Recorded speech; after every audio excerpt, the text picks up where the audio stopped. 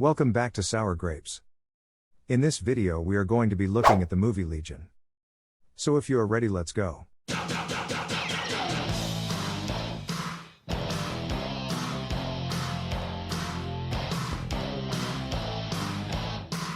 Story recapped here.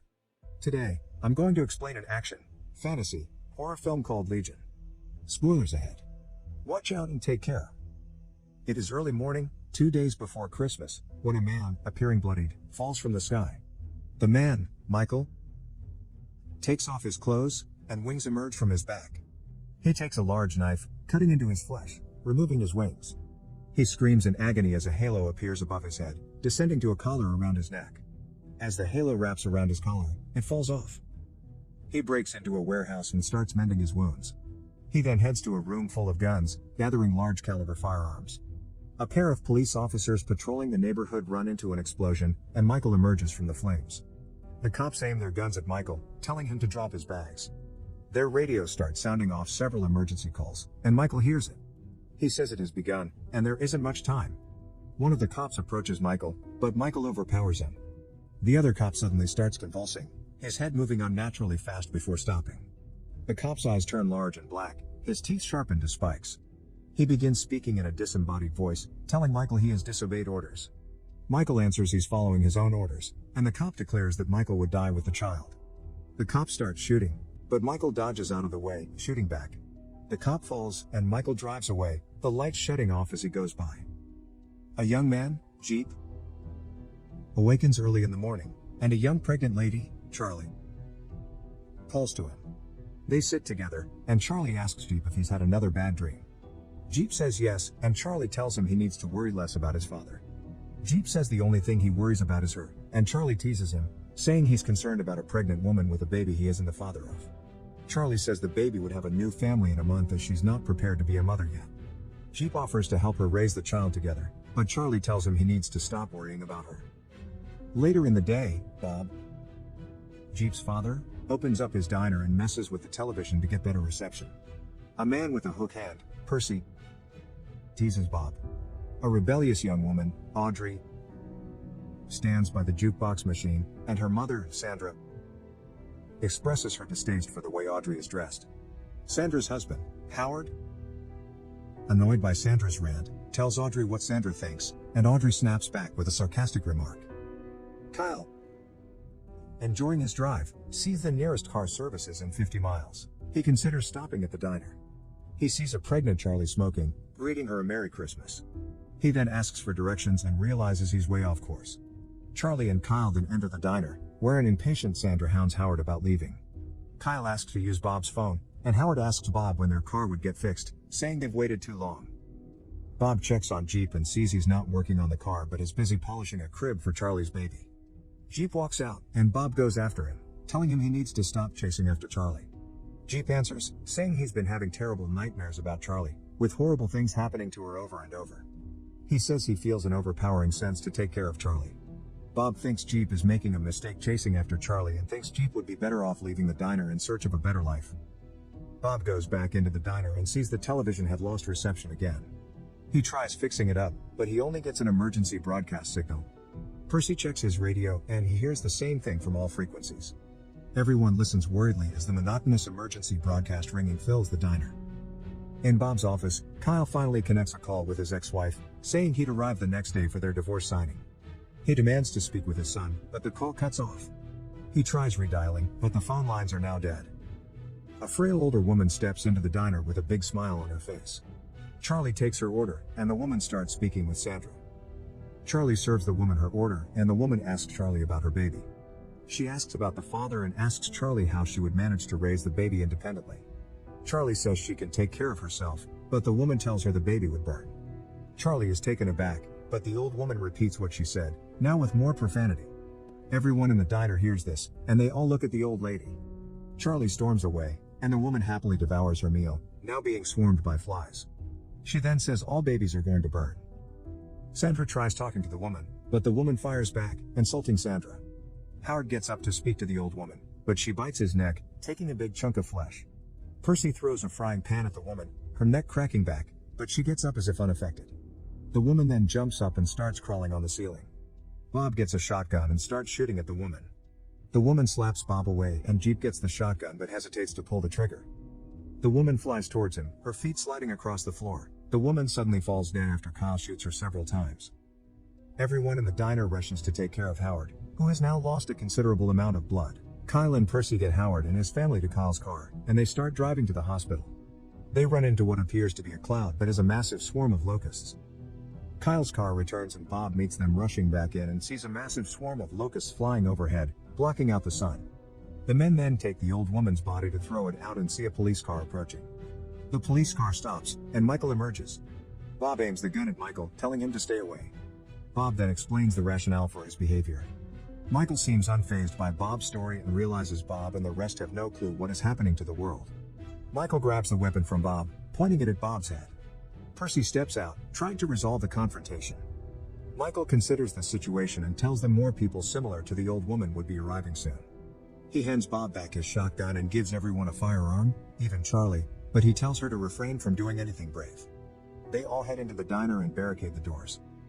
Night falls, and Michael leads the men to the roof to get a better vantage point of their enemy. They hear an ice cream truck approaching, and a tall, lanky man exits the ice cream truck. When he sees the men, he lets out a guttural screech before his limbs start stretching out. It charges at the men, and they start shooting until it dies. They see more cars approaching, and Michael orders them to shoot. The vehicles then stop, and the drivers all step out and start walking towards the diner. Michael orders them to keep firing, telling them the targets are no longer people. One of the attackers bursts in through the windows and starts dragging Howard away. Sandra, Audrey, and Charlie all dive in to help, but another attacker grabs Charlie, excited to see he's found her. Michael steps in, slicing the man's arm off. He shoots at the windows, and the attackers start backing away. Michael then grabs a frantic Sandra and tells her Howard is dead. Michael is disappointed in Charlie and reminds her not to do anything brave. The men head back down, and Bob demands an explanation for what's happening. Michael reveals to everyone that God has become angry and has ordered the extermination of the human race. He explains that the attackers they fought off are mere vessels possessed by angels. Everyone is in disbelief, saying they've never heard of angels doing such a thing. Jeep asks how Michael has such a vast knowledge regarding their enemy, and Michael reveals that he used to be on the angel side. Bob interjects, saying the whole thing is preposterous and expressing his non-belief in God. Michael says God reciprocates Bob's feelings, also losing faith and belief in humans. Michael then says his sole purpose is to protect Charlie and her baby as her child is humanity's only hope for survival. Michael says he doesn't care what they believe in, but the fact remains that the attackers outside want them all dead, especially Charlie and her unborn child. Jeep chats with Michael, asking him his origin. Michael says he was a general in God's army and decided to defy God when God gave him an order he didn't believe in. Michael says God had lost faith, but he had not. Jeep asks Michael how he has maintained faith. Michael says that even though the world is filled with hatred and darkness, he still sees glimpses of hope in people who refuse to give up and surrender, people who do not bow in the face of loss, people like Jeep. Michael recalls his time back in the heavens, the moment he was given the order he defied. Gabriel tells Michael that humans have brought judgment on themselves. Michael says it an angel's duty to guide humans, but Gabriel says it is their higher duty to obey the Almighty. Michael knows that he is right within his heart, as God made his heart with all of God's love, but Gabriel says Michael is too late, as the other to exterminate the humans have been given. Michael watches as scores of angels fill the skies. Sandra wakes up the following day hearing a strange noise. She walks to the back of the diner, hearing Howard's sobs. She peeks through the back door and sees Howard crucified upside down, full of boils, calling for her help. Kyle and Audrey are unsuccessful at keeping her inside and she runs out. Sandra nears Howard but Howard bursts, spewing out acid. Percy gets to Sandra in the nick of time, shielding her from the blast. Percy carries her back to the diner before collapsing to the floor. Percy's back had been scalded clean to the bone. Sandra is tied to a chair while Audrey tries to feed her. Sandra then blames Audrey for everything happening to them, telling Audrey she has ruined everything. Later, Audrey switches through radio stations until she hits a frequency with someone broadcasting. The broadcast speaks of several pockets of survivors fighting back the possessed, but Michael says they can't risk leaving as it would only make Charlie an easier target. Charlie later chats with Jeep, remembering when she almost had the baby aborted before backing out at the last minute. She believed she could go back whenever she wanted, but it got to a point where the doctor could no longer perform the abortion, and she ended up stuck with the baby. This then led to her hating the child. The lights turn back on, and a car arrives at the diner, trying to get a gas refill. Kyle and Audrey prepare to shoot, but they see it's a father with his son. A gang of troublemakers then show up, running the dad over and taking the kid. Kyle jumps down to help the kid, shooting at the man. He gets to the kid and starts carrying him back. Bob removes the barricade, eager to help, but Michael aims the gun at him and threatens to shoot if he continues. Outside, the kid is revealed to be another possessed person as it bites down Kyle's neck. Audrey then jumps down to help but runs out of bullets and starts getting swarmed. Charlie decides to take matters into her own hands when she sees Michael isn't helping. Not wanting to bring harm to Charlie, Michael agrees to retrieve Audrey. Michael steps out and makes quick work of the attackers, using the gasoline pump as a flamethrower. He then takes Audrey, and they run back into the diner, barely escaping the explosion. Charlie runs to get water but sees the kid has made into the diner. The kid comes at her with a knife, but Charlie manages to shield herself until the kid's knife slips and slices off his fingers. Charlie kicks the kid away, and the lights go out again. The kid suddenly grabs Bob, but Michael pulls him away and Jeep shoots the possessed kid. Unfortunately, the stress has gotten to Charlie, and she goes into labor. Charlie begins giving birth, and they hear a loud continuous horn blasting from the skies. Jeep and Bob are on the roof and see the horde of possessed awaiting them. Charlie keeps pushing until the cries of an infant echo through the silence. Audrey shows the infant to Sandra, but Sandra is trying to find a way to break free of her restraints. Charlie asks if they are safe, and Michael says no, but now, at least, the child would have a chance to live and lead humanity.